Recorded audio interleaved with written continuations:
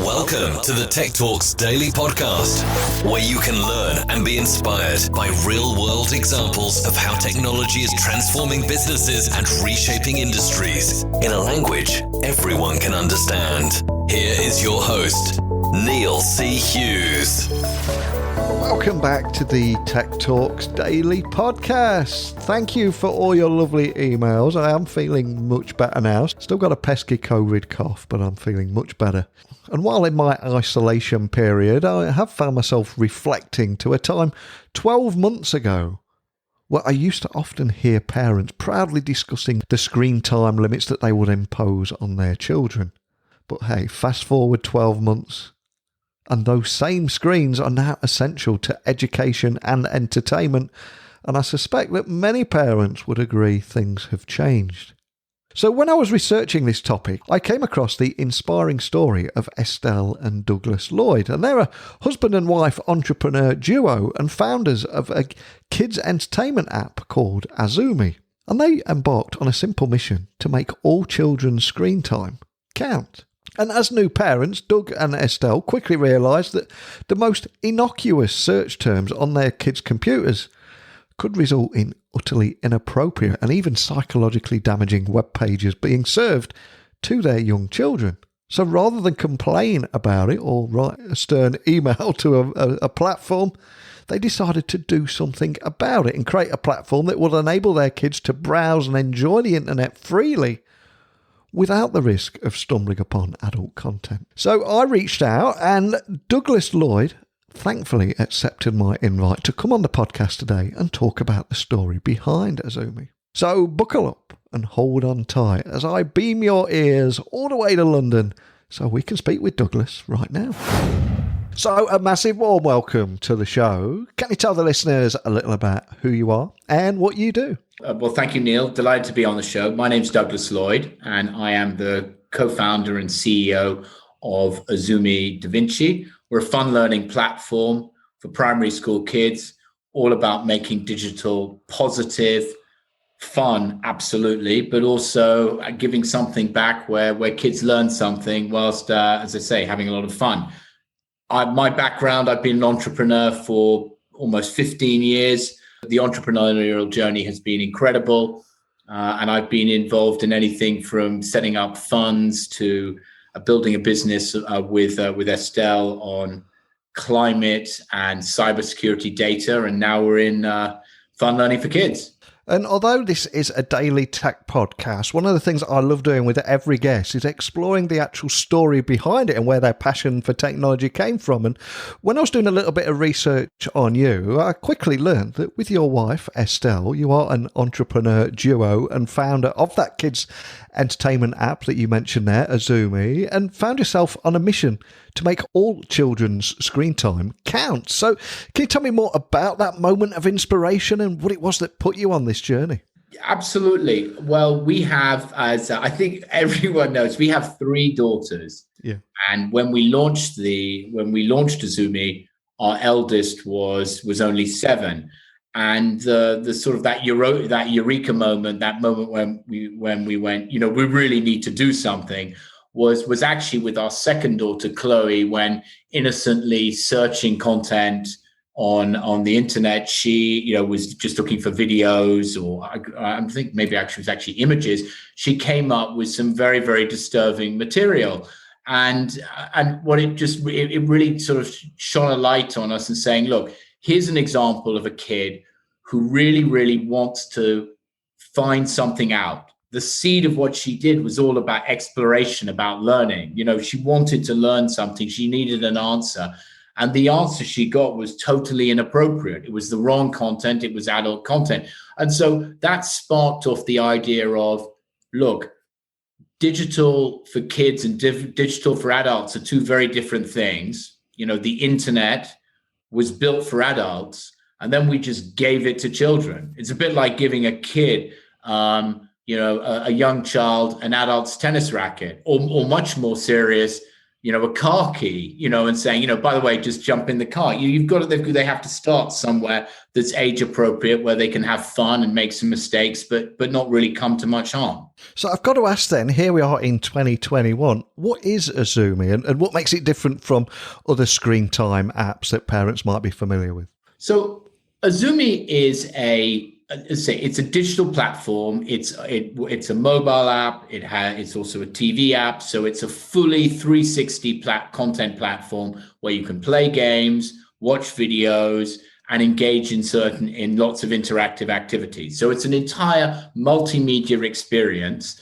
and it's there to enable kids to explore and explore their passions around lots of subjects which they typically find interesting, which enhance what they're learning at school, but are very different in terms of the way they're presented or accessed to being in the schoolroom. And they're also specifically, and I've talked about this before, they're not a PDF online. They're enabling kids to engage actively with material so that when they're learning, they're actually having fun at the same time. Or more importantly, they're having fun, and while they're having fun, they're actually picking up really, really valuable things.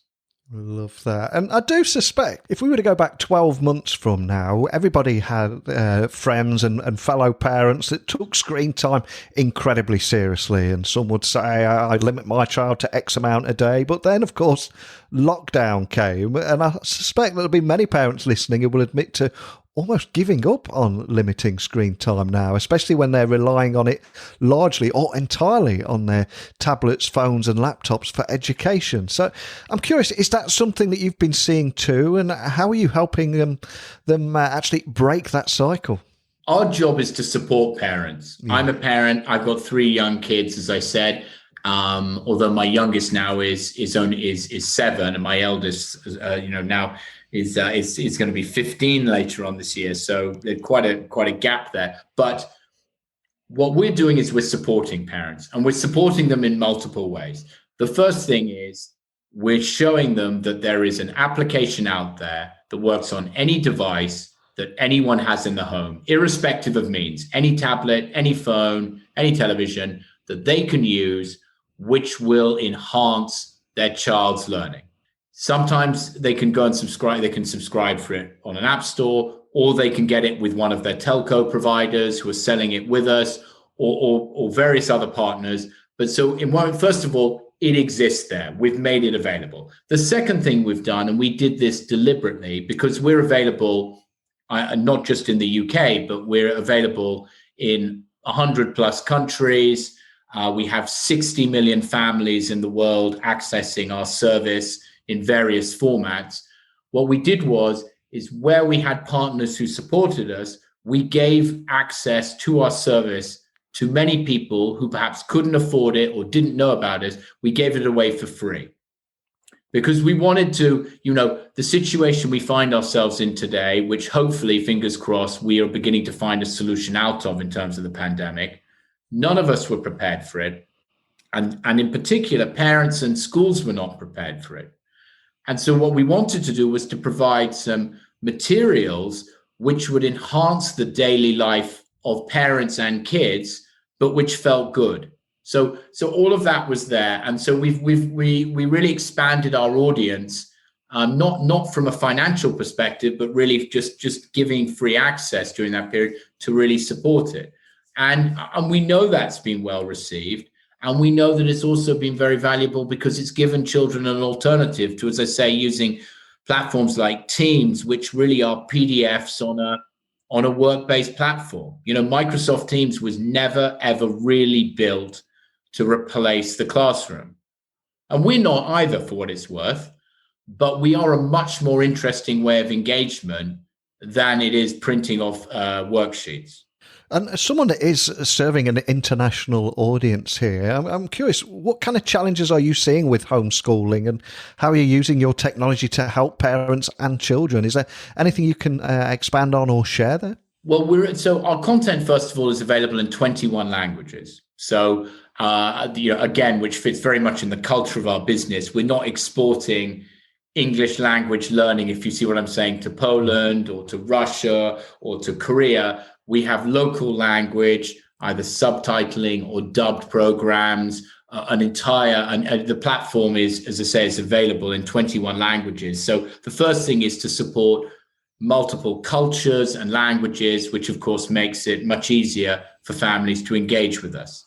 But I think the second thing is we have provided supportive activities that go beyond what we do in terms of sort of helpful hints and things that parents can be doing, which then reference back to some of the material that we make available on our platform. So we're always looking at ways in which we can support parents who understandably during the last year have really struggled to keep their kids occupied in a meaningful way during the week, when in addition, they've got to go and do their work, right? They've actually got to go and, earn money, listen to meetings. I mean, I don't know about you, but I mean, I've been interrupted so many times with my kids. It's hard. It's hard.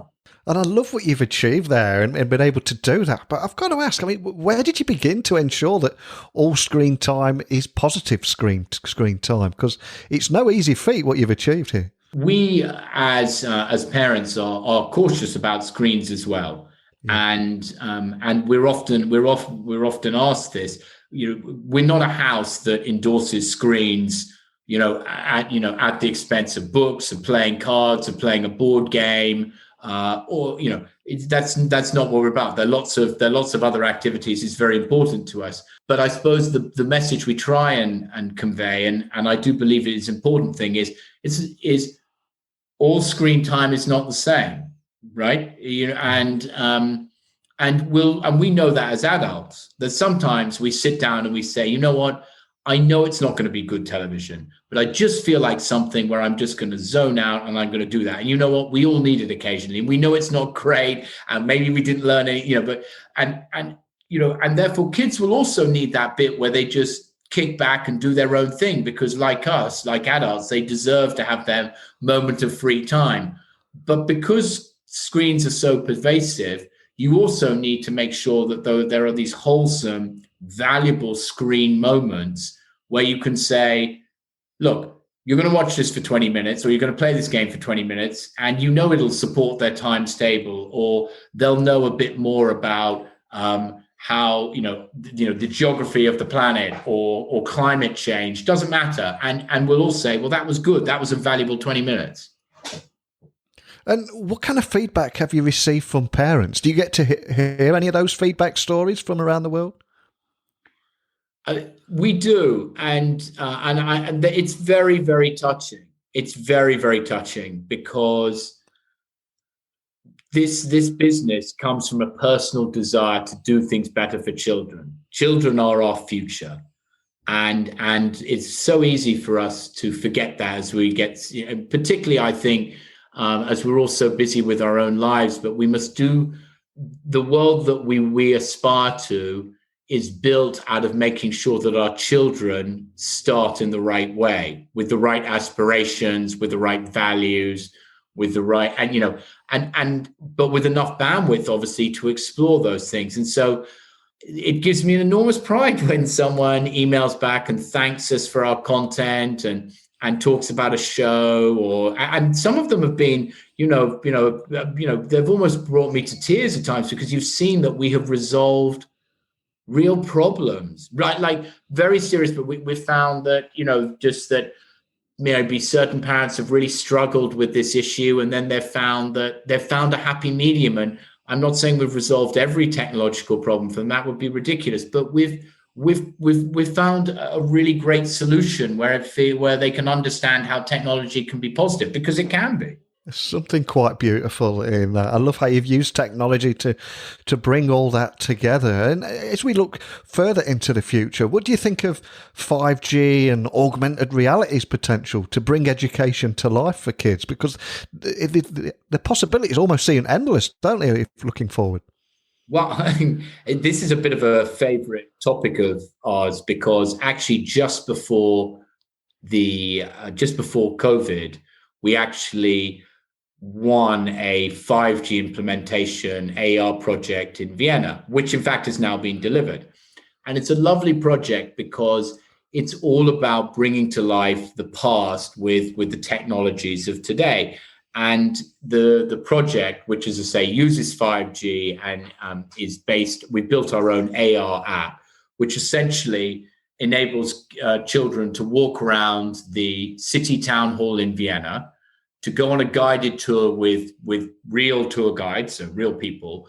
But because of the app that they have that they bring with them, at certain moments, the guides get them to explore the rooms they're in, and they bring the history to life. So the people move in the pictures, or little characters walk around who might have been there, several hundred years ago. So what we've found is that we've already done it. We already have a demonstrable working pilot of taking a historic building and really embellishing all the beauty of it, by then making a few of the people, as I say, come to life and the stories, and adding crazy, characters or objects using AR. So we believe this is very powerful. The only thing that's really held it back right now is the pandemic. So the project we have in Vienna was live, and it's going to be reopened when obviously there are more people visiting.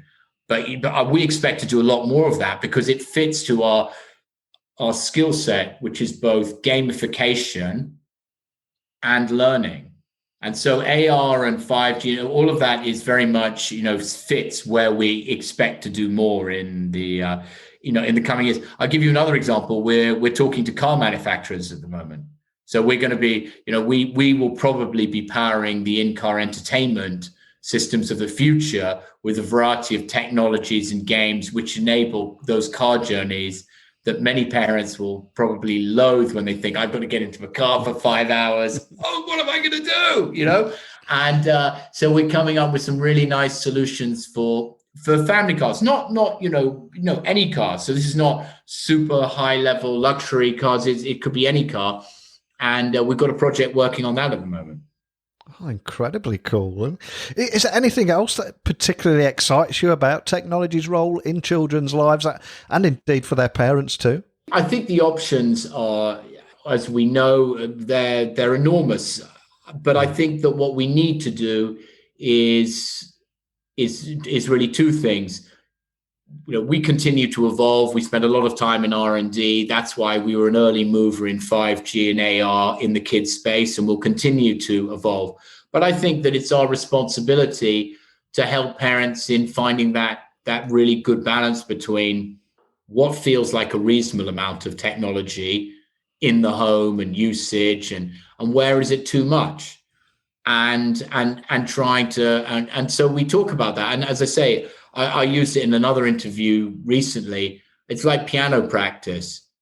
For someone to get really good at piano, if they play, 20 minutes a day, they get markedly better rather than playing 1 hour at the end of the week because they know their piano lessons on Monday. Well, it's the same thing with games. If you say to your kid, look, you know that you want them to be a bit better at their spelling, or you wish that you feel that they need to work on their logic or verbal reasoning or these sort of things. This is where you can use technology in a really impactful way and just say, look, after breakfast, you can spend 20 minutes playing those games. We're always open for new technology, and looking at how it can be applied. Obviously, the games are a stepping stone for us to be more involved with IoT. Our games could be anywhere, but I think the future for us will be far more games than it will be video, because you can just do so much with that. And we will have people listening all over the world. Anyone that would just like to dig a little bit deeper, find out more information on how it all works, where they can download the app, etc. And maybe they've got a few videos as well that would just bring it to life a little. What's the best way of doing that? And equally contacting your team if they've got any questions. First of all, we have two brands. The first one is Azoomee, and I'm the co-founder with Estelle of Azoomee. And then there's also Da Vinci Kids, as in the famous artist. And so those are the two brands that we have today. And we will soon be creating a corporate brand called Macadamia, which will be the central point where you go to contact us. But right now, my suggestion would be, you can download the apps from the app stores anywhere in the world, or you can go to azoomee.com and you'll find an email address to contact us. We're interested in talking to people, creating content, licensing content. We're looking at businesses to acquire right now because we are acquiring business in this space. And anyone who is passionate about making digital for children even more special, we'd love to hear from people. Well, I always say at the end of every episode that technology works best when it brings people together. And I particularly love what you're doing here, especially around the future of of children and reimagining education using technology and driving that holistic approach to learning, bringing out that drudgery of go to school, go home, because I think so much in our lives has changed now. And you're doing all that and doing it safely by leveraging technology is incredibly cool. So I'd love to stay in touch with you and see where this all goes. But more than anything, just thank you for sharing that with me today. Well, Neil, look, it's great to be on the show. I really appreciate it. It's really been great. We're always happy to talk about this subject. And, if there are any viewers out there, any listeners, I should say, who would like to get in touch, just send me an email. I'm very easily contactable through LinkedIn. And if I'm not the right person, which is normally the case, I'll find you the right person. The topic of children's online safety has never been more pertinent than during lockdown. The fact is, the internet remains an incredibly dangerous playground unless it's carefully curated for younger audiences. Now that screen time is suddenly all the time, most children are now relying largely or entirely on their tablets, phones, laptops for their education. So I applaud Douglas for not only coming on here and sharing the story behind Azoomee today, but also for that wholesale reimagining of education. And it sounds like they've got an incredible future ahead as well, doesn't it? With some of those big name partnerships. He left us with a few teasers there, so I think we will have to get him back on the podcast in the upcoming months. But over to you. If you've got any questions about this topic, because I know we have a lot of parents listening in every corner of the world, and everybody's going to have a different take on this. You've heard from me, you've heard from Douglas. Now this is your chance to make your voice heard.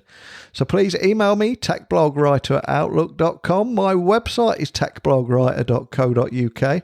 If you'd like to ask me a question, share your insights, or come on the podcast, whatever it is, send me a message. I'll get back to you or read it out on the show. And if not, don't worry. I'll wait for you and we'll do it all again tomorrow with a different guest in a different industry. How does that sound? Whew, glad you said that. Okay, so I'm going to rest and recuperate a little bit more now. But a big thank you for listening. And until next time, don't be a stranger. Thank you for listening to the Tech Talks Daily Podcast with Neil C. Hughes. Remember, technology works best when it brings people together.